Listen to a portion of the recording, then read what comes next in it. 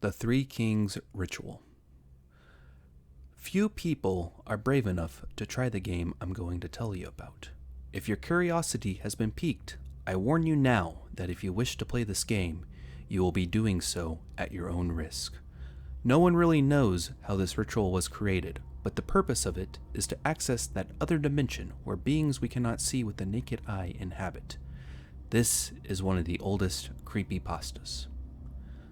The Three Kings can be an especially traumatizing experience if you consider yourself an easily impressionable person, or you frequently consume drugs or alcohol.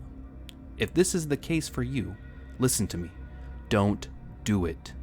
Under no circumstances, don't do it.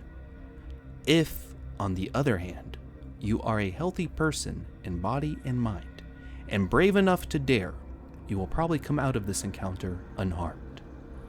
Some people say that during the game of the Three Kings, you can hear really scary things, feel the presence of something or someone next to you whispering into your ear.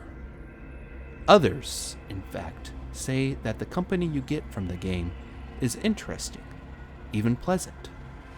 To perform the ritual, you will need these things: 3 chairs, 2 mirrors, a candle, a flashlight, a bucket of water, a fan, an object of sentimental value, your phone alarm, and a trusted person. At 11 p.m., you should begin setup for your Three Kings ritual. In your chosen room, place one of the chairs facing north. This is your throne. Place the other 2 chairs on either side of the throne facing toward it.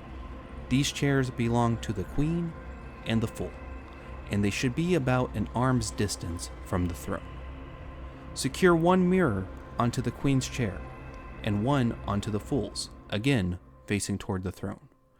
Sitting on the throne, you should be able to see your reflection in the periphery of your vision without having to turn and look. Place the bucket and your chosen cup or mug in front of the throne, just barely out of reach. You want them near enough in case you need them, but not so close that you might trip over them. Place the fan behind the throne and turn it on, but not on high. Medium or low settings should suffice for the purposes of the ritual. Turn the lights off and leave the room, making sure the door is left open, and go to your bedroom. Place your cell phone, candle, and lighter close to the bed so you can reach them easily without having to hunt for them. To make sure the phone is fully charged, I would just leave it on the charger. Set your alarm clock on your phone for 3:30 a.m.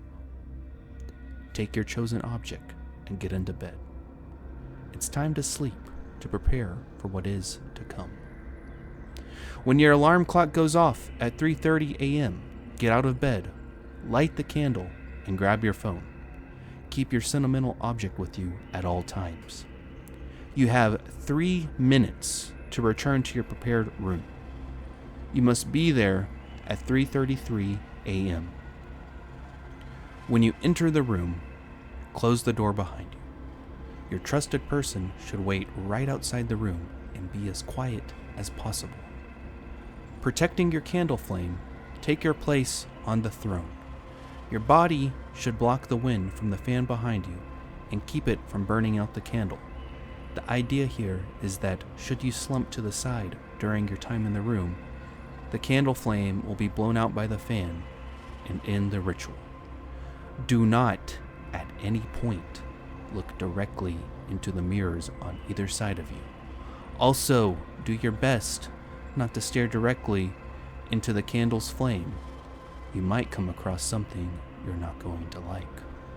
It's normal to feel scared, but don't show it. You don't want to offend your company. Instead, you might get answers you've been waiting a long time to hear, or hear something else interesting. Assuming you've made it onto your throne by 3:33 a.m. and all has gone according to plan, you may now begin the active part of the ritual by asking a question aloud. It may take time, but again, assuming you did everything correctly, you will soon be joined by the kings who will answer your questions.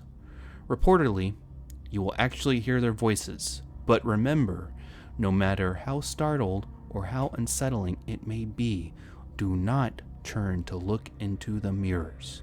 You have 1 hour with the kings to ask whatever you like.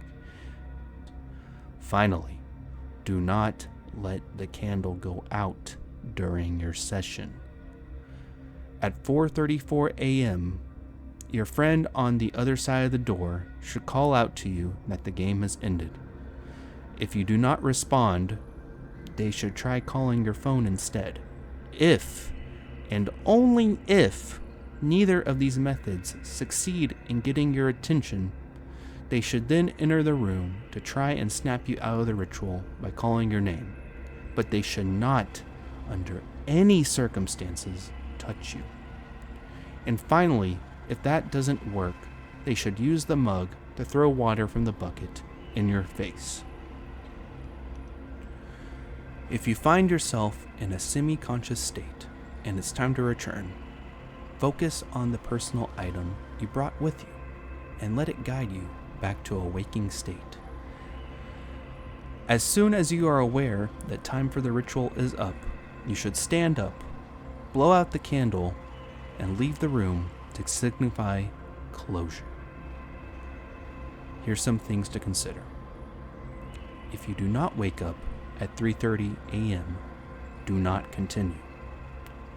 If you return to your prepared room to find the door closed, do not continue and leave the house, taking everyone with you. Do not return before 6 a.m. If the fan is turned off and no longer working in some way, do not continue and leave the house, taking everyone with you. Do not return before 6 a.m. Do not let your candle go out before the ritual is complete. Again, as stated earlier, do not at any point look directly into the 2 mirrors. It is said that what you see there may pull your consciousness inside, and you will become trapped by the 3 kings. Do not leave your throne before 4:34 a.m. Do you dare to play the 3 kings? So, what do you think? Do you dare to play the 3 kings? Share your thoughts in the comments below, and don't forget to like and subscribe for more deep dives into the unknown. Thanks again for watching.